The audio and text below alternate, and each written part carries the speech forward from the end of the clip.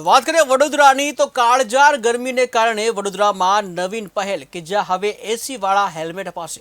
જ્યાં ટ્રાફિક જવાનોને રાહત થશે ત્યારે એસી હેલ્મેટ પહેરીને ટ્રાફિક જવાનો બજાવશે ફરજ।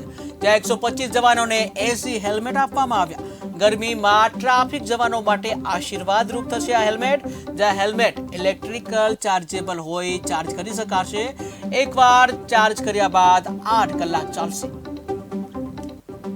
વડોદરા શહેર ખાતે ભર ઉનાળામાં ધૂમધકતા તાપમાં ફરજ બજાવતા પોલીસ અધિકારી કર્મચારીઓને ગરમી ન લાગે અને એમના બોડીનું ટેમ્પરેચર જળવાઈ રહે એના માટે 125 એસી હેલ્મેટ નું વિતરણ કરવામાં આવેલ છે, જે તેઓ ટૂંક સમયમાં જ પહેરવાનું ચાલુ કરશે। વડોદરા શહેર ખાતે ભર ઉનાળામાં ધૂમધકતા તાપમાં ફરજ બજાવતા પોલીસ અધિકારી કર્મચારીઓને ગરમી ન લાગે અને એમના બોડીનું ટેમ્પરેચર જળવાઈ રહે એના માટે 125 એસી હેલ્મેટ નું વિતરણ કરવામાં આવેલ છે, જે તેઓ ટૂંક સમયમાં જ પહેરવાનું